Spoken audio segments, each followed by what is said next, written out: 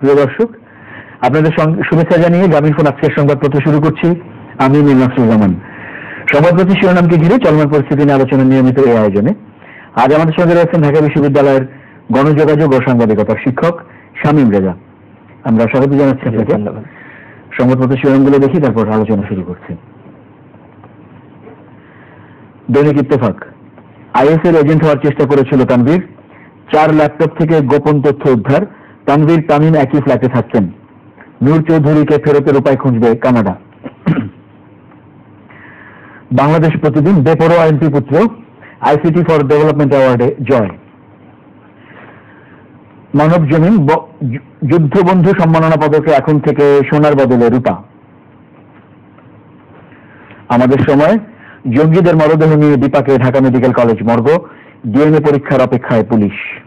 নিরাপদে ঢাকায় ফিরেছেন সাকিব, শাহ আলমের মৃতদেহ হস্তান্তর। সকালের খবর, আরেকটি কয়লা বিদ্যুৎ কেন্দ্র, উৎপাদন ক্ষমতা 1320 মেগাওয়াট। মাস্টারমাইন্ড তামিমের সঙ্গে একই ফ্ল্যাটে থাকত তানভীর, 4 ল্যাপটপ থেকে গোপন তথ্য উদ্ধার। জয় জয় দিন, ফিরতি পথেও সীমাহীন দুর্ভোগ। দৈনিক দিনকাল, ফিরতি পথেও ভোগান্তি চরমে। দৈনিক সংগ্রাম, এমপিদের নামে বরাদ্দ দেওয়া 15 কোটি টাকা সড়ক উন্নয়নে খরচ হচ্ছে না। এলজিইডির 3,33,000 কিলোমিটার সড়কের বেহাল দশা, জনদুর্ভোগ চরমে। দৈনিক করতোয়া, সংস্কারপন্থীদের দলে ফেরানোর ইঙ্গিত, অনেকের পদোন্নতি সহ আসছে নতুন মুখ। আওয়ামী লীগের সম্মেলন 2016। চামড়া কিনতে শুরু করেছেন ট্যানারি মালিকরা।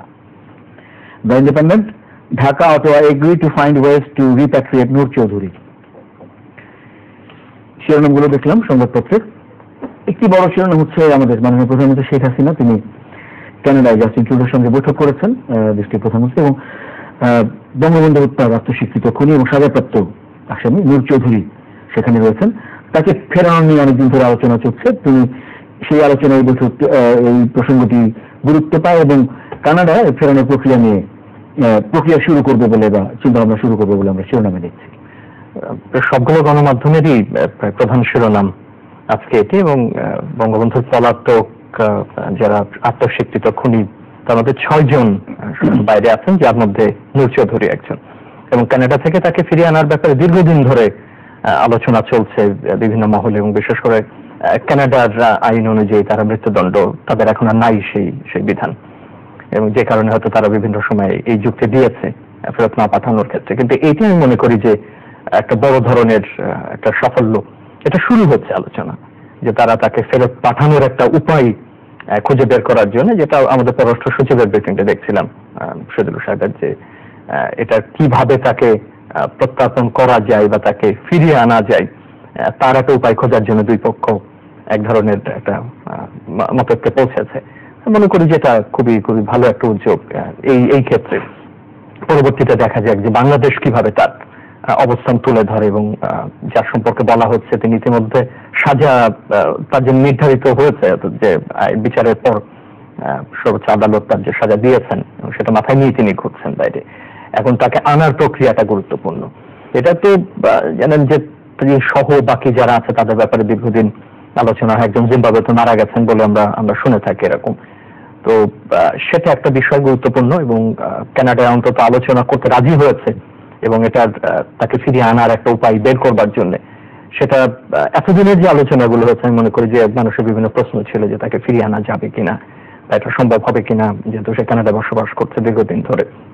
তো আমরা অবশ্যই প্রত্যাশা করবো যে একটা পথ বের হবে, এবং দুই পক্ষ কিন্তু ওই কথাটাই বলবো যে বাংলাদেশ তার অবস্থানটা সেখানে কিভাবে তুলে ধরবে এবং কিভাবে থেকে সাফল্যটা চূড়ান্ত ভাবে বের করে আনবে, তার উপরে নির্ভর করছে পুরো বিষয়টা। তারাও নিশ্চয়ই তাদের অবস্থান তুলে ধরবেন। তবে দুই দেশের প্রধানমন্ত্রী, আমাদের প্রধানমন্ত্রী গেছেন একদম শীর্ষ পর্যায়ের, এখানে আর মাঝামাঝি অন্য কোনো পর্যায়ে নাই, যে তারা যখন সরাসরি কথা বলছেন এবং এটা উন্মুক্ত ভাবেই গণমাধ্যমে বলা হয়েছে, বিষয়টা নিঃসন্দেহে তার একটা বড় তাৎপর্য বহন করে। এবং এই ধরনের দেশগুলো এটা কথার কথা না আমরা ধরে নেব, বিশেষ করে যদি অন্য কোনো মহল থেকে কথা আসতো বা তাদের কোনো মুখপাত্র বক্তব্য দিতেন, তাহলে আমরা অন্যভাবে বিশ্লেষণ করতাম। যেহেতু তাদের সরকার প্রধান আমাদের সরকার প্রধানকে এটা জানিয়েছেন এবং তারা একটা ঐক্যমতে পৌঁছেছেন, এবং সেটা একটা এক ধরনের গণমাধ্যম ব্রিফিং আমরা দেখেছি।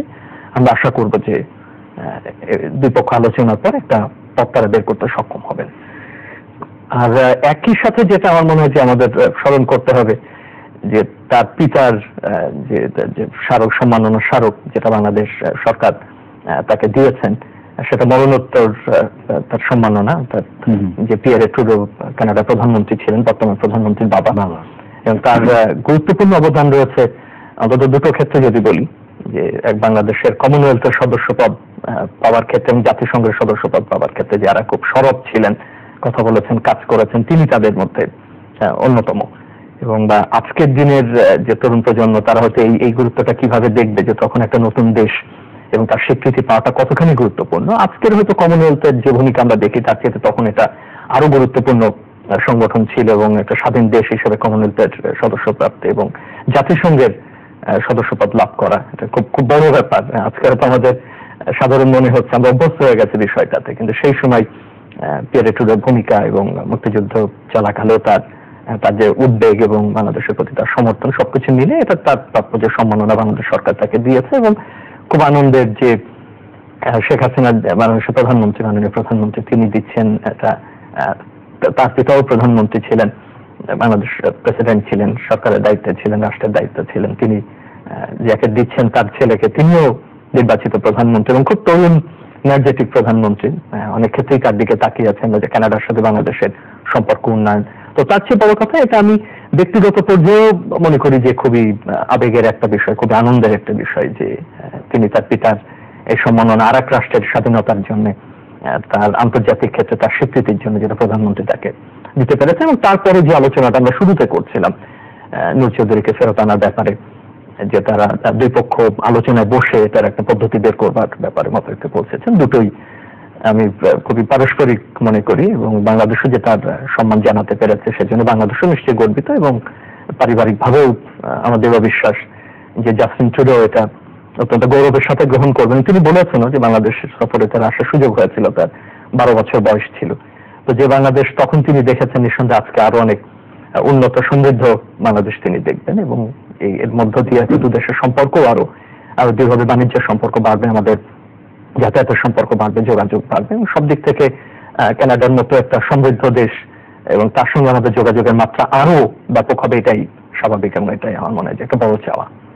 আপনার মনে আছে নিশ্চয়ই যে আমরা ঈদুল আজহার আগে এখানে বসে কথা বলছিলাম মানুষের ঢাকা থেকে বাইরে যাওয়া নিয়ে, গ্রামের বাড়িতে স্বজনদের সঙ্গে ঈদ করতে যাওয়া নিয়ে, তখন তাদের অবস্থা নিয়ে। আর এখন আমরা শিরোনাম দেখছি যে ঢাকায় ফিরছেন মানুষ, কয়েকদিন ধরেই ফিরছেন, অফিস আদালত খুলে গেছে, যথারীতি ফিরছেন। তো শিরোনামগুলোতে আমরা যেমন দেখতে পেয়েছি যে ফিরতি পথে তাদের কিছু ভোগান্তির কথা বলা হয়েছে শিরোনামে। এটার সাথে তো দুর্ঘটনার একটা ব্যাপার আমাদেরকে খুবই পরে আলোচনা করবার চেষ্টা করব। ফেরার ব্যাপারে আমিও টেলিভিশন রিপোর্ট গুলো দেখার চেষ্টা করছিলাম, সংবাদপত্রগুলো, তাতে মনে হলো যে ট্রেন এবার ভালো সার্ভিস দিয়েছে, এবং কিন্তু যারা ফেরিঘাট নির্ভর যে সমস্ত জায়গাগুলোতে এখানে বড় ফেরি পারাপার রয়েছে, এরকম একটা বা দুটো জায়গায় দীর্ঘ যানজটের সৃষ্টি হচ্ছে, এবং কারণ হিসেবে তারা বলছেন যে ঘাটগুলো স্থির রাখা যাচ্ছে না স্রোতের কারণে বা প্রাকৃতিক কারণে, সেটা হয়তো একটা কারণ হবে। তবে তারপরে আমরা আশা করব যে এই ঘটনাগুলো তো নতুন না, এবং প্রাকৃতিক কারণে এগুলো ঘটে, সেখানে ব্যবস্থাপনাটা যদি আরো উন্নত করা যায়। আমরা ফেরাটা যাওয়ার সময় যে ভোগান্তির সংবাদ আমরা শুনেছি তার তুলনায় ফেরাটা তুলনামূলক ভালো হয়েছে বলেই মনে হচ্ছে যত রিপোর্ট দেখে বা যারা যাত্রীরা ফিরেছেন তাদের দেখে। কিন্তু আবারও বলছি যে অন্তত দুটো জায়গা যেটা ফেরিঘাট নির্ভর, সেখানে তো সংবাদপত্রগুলোতে আছে যে দীর্ঘ যানজটের সৃষ্টি হচ্ছে, এবং সো এখনো যদি সেখানে সমস্যা থাকে আমরা আশা করবো যে কর্তৃপক্ষ একটা অন্তত ব্যবস্থাপনা ছাড়া, তো তড়িৎ ব্যবস্থাপনা ছাড়া এই মুহূর্তে সেখানে করবার কোনো কিছু নেই। এবং অন্যান্য ক্ষেত্রে আমার মনে হয় যে আশা করা যায় যে খুব ভালোভাবেই তারা ফিরতে পারবেন, মানে যে প্রচন্ড জ্যাম ঠেলে তারা গেছেন এবং যে দীর্ঘ সময় লেগে তারা যে যার নিজের দেশে গেছেন বা বাড়িতে গেছেন, ফেরাটা যেন নির্বিঘ্ন হয়, সেটাই কর্তৃপক্ষ দেখেও আমরা দৃষ্টি আকর্ষণ করব। আর দুর্ঘটনার যেটা, সেটা খুবই দুঃখজনক। আমরা আজও সবকটি সংবাদপত্রের শিরোনাম রয়েছে, আমরা দেখেছি যে গতদিনও 14 জনের মতো মানুষ নিহত হয়েছেন, এবং আমরা যদি 2-2.5 দিনের হিসাব দেখি প্রায় 45 জন মানুষের। মানে দেখেন, এটা তো মানে সংখ্যা দিয়ে বিচার করা যাবে না, এটা এত দুর্ভাগ্যজনক। এটা কেন ঘটবে? আমরা গত 2-3 দিন এই টেলিভিশন অনুষ্ঠানগুলোতে আলোচনা করছি, সংবাদপত্র আলোচনা হচ্ছে, কারণগুলো কিন্তু আমরা জানি। কিন্তু এটার প্রয়োগটা, আইনের প্রয়োগটা আমরা কেন করতে পারছি না, এই ব্যবস্থাপনাটা কেন উন্নত করতে পারছি না?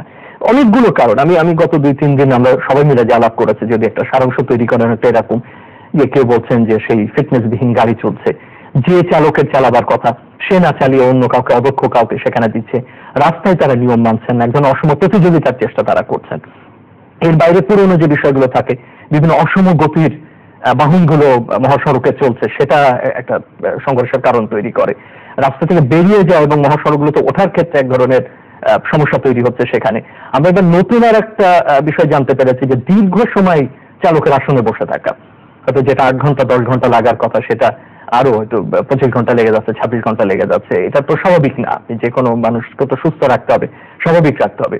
এখন এই 5-6টা কারণ যেগুলো বারবারই অনেক বেশি কাজ করা, মানে একদিনে যেখানে দুটো ট্রিপ অনেক বেশি, চারটা করে, তারপর অনেকগুলো দুর্ঘটনার পরে আমরা খেয়াল করেছি যে এক এলাকার গণপরিবহন সে আর এক এলাকায় সার্ভিস দিতে গেছে, যে এলাকা হয়তো তার পরিচিত না, সেখানকার রাস্তাঘাটও তার পরিচিত না। শহরে রাজধানীতে চলা লোকাল বাসগুলোকে আমরা ঢাকার বাইরে। এখন দেখেন এই কাহিনীগুলো, এই ঘটনাগুলো আমাদের যে অজানা তা কিন্তু না, আমরা জানি। এবং যারা নিরাপদ সড়ক নিয়ে কাজ করেন, আমরা যারা আলোচনা, এটা তো সবারই উদ্বেগের বিষয়, একদম সাধারণ মানুষ থেকে আপনার আমার কেউ কিন্তু উদ্বেগের বাইরে না। কিন্তু একটাই কথা হচ্ছে যে কেন আমরা এই আইনের প্রয়োগগুলো করতে পারছি না, কেন ফিটনেসবিহীন গাড়িগুলোকে আমরা বাদ দিতে পারছি না, কেন চালকের ব্যাপারটাতে আমরা আরো কঠোর হতে পারছি না, কেন লাইসেন্সের ক্ষেত্রে আমরা আরো কঠোর হতে পারছি না, এবং আমরা এনফোর্সমেন্টের ব্যাপারে সেটা ক্যামেরা লাগিয়ে হোক। আর সেখানে আমরা যেটা বলছি যে দেখেন, মহাসড়ক একটা উন্নত দেশের ব্যবস্থা। আপনাকে যদি মহাসড়ক বা এই ব্যবস্থাপনা করতে, তাহলে উন্নত ব্যবস্থা আপনাকে চালাতে হবে। আপনি যেটা 80 দশকে করতেন, 90 দশকে করতেন বা 70 দশকে করতেন, সেই ব্যবস্থা যদি বাংলাদেশ মনে করে যে একই রকম সড়ক ব্যবস্থাপনা, মহাসড়ক ব্যবস্থাপনা এখনো বাংলাদেশে চলবে, তাহলে তো এটা ভুল ধারণা। আপনাকে একটু কঠোর হতে হবে, সেটা ফাইন করে হোক, আর আপনার লাইসেন্স থেকে পয়েন্ট কেটে হোক, বা যে প্রক্রিয়ায় আপনি করুন না কেন। এবং আপনার কেন কিছু জিনিস আপনাকে বাদ দিতে হবে। এবং সবকিছু মিলে আমরা এইটার পেছনে আমাদের আসলে দীর্ঘ সময় ব্যয় করা দরকার ছিল আলোচনায়। আমরা তো আরেকদিন করবো সুযোগ পেলে। আমার সবার প্রতি দৃষ্টি আকর্ষণ করি, আমরা একেবারে সবিনয় অনুরোধ জানানো ছাড়া তো আর আমাদের কোনো পথ নেই যে এখানে আইনের প্রয়োগটা হোক। এটা দেখেন, এখানে আইনের প্রয়োগ ছাড়া আমি আর ওই সাধারণ কথায় জনসচেতনতা চাই। জনসচেতন অবশ্যই থাকবে, সেই ক্যাম্পেইন থাকবে, সেটা সব দিক থেকে, আমাদের দিক থেকেও থাকবে, চালকদের দিক থেকে থাকবে, মালিকের দিক থেকেও থাকবে, সংগঠনগুলোর দিক থেকে থাকবে। কিন্তু আইনের প্রয়োগ করতে হবে। এটা কঠোর হওয়া ছাড়া আমি আর এই মুহূর্তে অন্তত, মানে খুব আপনি যদি বলেন শর্ট টার্ম কোনো গোল আমি এই মুহূর্তে আর দেখি না। আমরা এর মধ্যে এই অনুষ্ঠানের অন্য পর্বগুলোতে এটা নিয়ে কথা হয়েছে, এবং আমরা দেখি যে প্রতি বছরই ঈদের এই সময়টাতে যখন অনেক মানুষ, মানে আনন্দের একটা সময়, এর সঙ্গে প্রতিবারই এরকম করে মানুষের একটা মৃত্যুর মিছিল আমরা দেখি। এবং এটা প্রতিবারই এই উৎসবগুলোর সময় যেহেতু ঘটতে থাকে, আমরা যেমন মানুষের দ্রুত যাওয়া আসা নিয়ে কাজ করা হচ্ছে, তখন যেন এই দুর্ঘটনাগুলো পাশাপাশি না ঘটে তা নিয়ে আপনার অগ্রগতি কোনো চোখে পড়ে যে এর মধ্যে কিছু হয়েছে যেটা এই দুর্ঘটনা কমাতে ভূমিকা রাখতে পারে? আমি এইভাবে পুরো পদক্ষেপগুলোর সঙ্গে যুক্ত নাই, বা আমি এই 2-3 দিন অন্তত সেগুলো ফলো করতে পারি, অবশ্যই চেষ্টা করবো পরবর্তীতে। তবে একটা ঘাটতি আমার মনে হয় যে এই সংক্রান্ত পরিসংখ্যানগুলো আমরা যথেষ্ট রক্ষা করছি কিনা। 2-1টা বিভাগ আছে, আমি হয়তো ওইভাবে বিভাগগুলোর নাম না বলি, যেখানে অনেক সময় আমরাও শিক্ষার্থীদেরকে অ্যাসাইনমেন্ট করতে পাঠাই, এবং যে ধরনের তথ্যগুলো সেখান থেকে আমরা প্রত্যাশা করি, অন্তত একটা উন্নত তথ্য ভান্ডারে যেগুলো থাকবার কথা, সেগুলো কিন্তু আমরা সবসময় পাই না। এখন মৃত্যু একটা চরম ঘটনা, সেটা যখন ঘটে তখন আমরা সংখ্যাটা হিসাব করতে থাকি, কোন এলাকায় কি হলো, কিভাবে অ্যাক্সিডেন্ট হলো। এর বাইরে প্রচুর মানুষ ভুক্তভোগী হন। আপনি জানেন পঙ্গুত্ব নিয়ে কত মানুষ এভাবে সময় দিন কাটাচ্ছেন।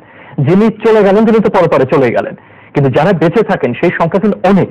এবং আমরা এই পরিসংখ্যানগুলো সংগ্রহ করি কিনা, যে কিভাবে দুর্ঘটনাটা ঘটেছে, কি কারণে দুর্ঘটনা ঘটেছে, যারা আক্রান্ত হচ্ছেন তাদের ভেতর অসংখ্য তথ্য সংগ্রহ করা সম্ভব, কি কারণে অ্যাক্সিডেন্ট ঘটেছে এবং ওই দুর্ঘটনাটা কিভাবে হয়েছে সেটা জানলেও কিন্তু আপনি বলতে পারেন যে আপনার উপর তার প্রভাবটা কি পড়ছে।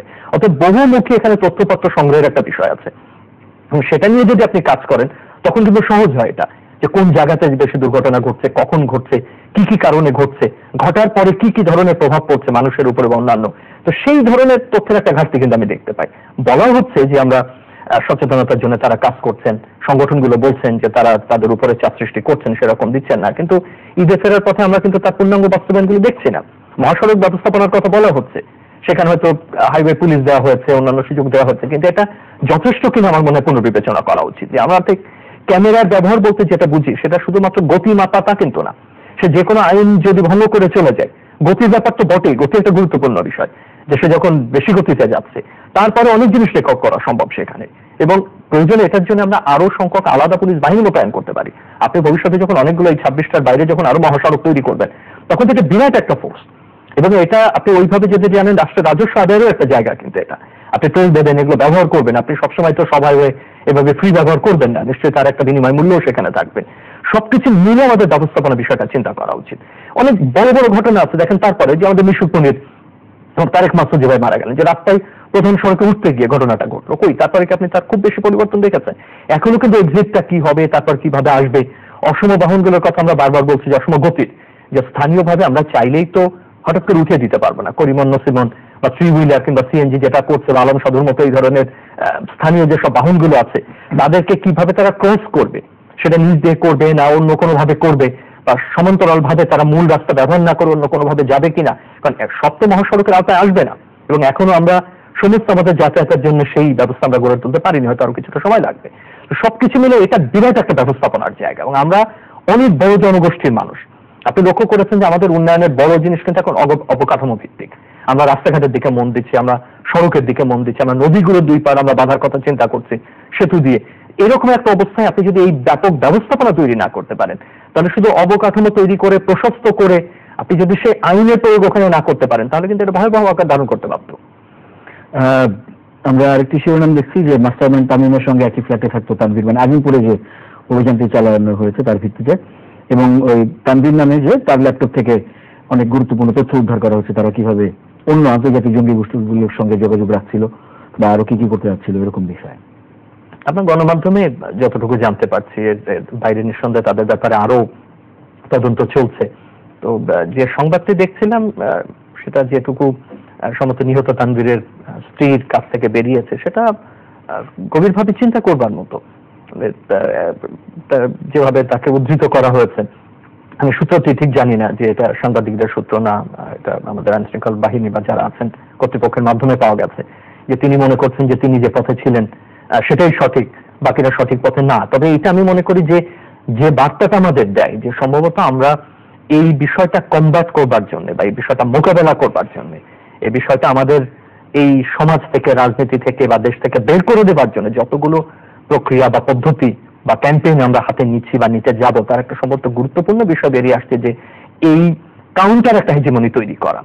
আমি একটু কৌশলী শব্দে হয়তো এটা বললাম, যে এটা একটা বড় হেজিমনি তৈরি করে, বড় ধরনের একটা প্রভাব বা আদর্শিক একটা চাপ তৈরি করে, যে তার মানে এরকম একটা পরিস্থিতিতে এসেও মানে যিনি আত্মহননের পথ বেছে নিয়েছেন এবং তার স্ত্রী মনে করছেন যে তার স্বামী সঠিক পথে ছিলেন এবং তিনি ইসলামের সঠিক পথে আছেন, বাকিরা সঠিক পথে না, তার মানে কতগুলো স্টেক হোল্ডারের দায়িত্ব এখানে চলে আসে, যারা ধর্ম শিক্ষা দিচ্ছেন, ধর্মীয় প্রতিষ্ঠান থেকে শুরু। ধর্ম শিক্ষার অনেকগুলো স্তর আছে, আপনি শুক্রবারে নামাজ পড়া থেকে, প্রতি ওয়াক্তে নামাজ পড়া থেকে, ধর্ম শিক্ষা প্রতিষ্ঠান থেকে আপনার আমার মতো সব জায়গাতে এটা, সেখানে আমরা কিভাবে এই ব্যাখ্যাটা দিচ্ছি ধর্মের, অন্যান্য স্তরে কিভাবে দেখা যায়, স্কুল কলেজে কিভাবে দেওয়া হচ্ছে, এবং ধর্মের একটা রাজনৈতিক তাৎপর্য থাকে, অর্থাৎ সে পর্যায়ে আপনি ধর্মকে কিভাবে ব্যাখ্যা দিচ্ছেন। আমি মনে করি যে সেই কাউন্টার হেজিমনিটা তারা যেভাবে এটাকে বিশ্বাস করছে, সেই বিশ্বাসের বিকল্প মোকাবেলা করা যায়, এটা খুব সহজ কাজ না। আমি যেভাবে বলছি হয়তো আমি মোর ফিলোসফিক্যালি বা দার্শনিকভাবে কথাটা বলছি, কিন্তু এটা বাস্তবে কৌশলে এটাকে প্রয়োগ করা এবং সেটাকে কার্যকর করা খুবই কঠিন কাজ এবং খুব চিন্তার একটা কাজ, এবং আমি মনে হয় অনেক মানুষের হয়তো সেখানে মেধার সংশ্লেষের প্রয়োজন পড়বে, যে কিভাবে এই বক্তব্যের বিপরীতে সঠিক বক্তব্যটা তুলে ধরা যায়, যে না তোমরা যেটা করছো এটা সঠিক না, বরং পৃথিবীর কোটি কোটি মুসলমান যে সাধারণ জীবন যাপন করেন, তাদের সৃষ্টিকর্তার প্রতি যে আনুগত্য পোষণ করেন, ধর্মচারণ করেন, সেটাই বরং সঠিক, তোমরাই সঠিক পথে নয়, মানুষ হত্যা এটা কোনো সঠিক পথ হতে পারে না। তো অনেক ধন্যবাদ আজকে সময় দেওয়ার জন্য, আলোচনা করার জন্য। প্রিয় দর্শক, আপনাদেরও ধন্যবাদ আমাদের সঙ্গে থাকার জন্য। ভালো থাকবেন সবাই। চ্যানেলের নিয়মিত আয়োজন গ্রামীণ ফোন আজকের সংবাদপত্রের সঙ্গেও থাকবেন। সামনের দিনগুলোতে সঙ্গে পাওয়ার আশা নিয়ে আজকের মতো এখানে শেষ করছি। শুভরাত্রি।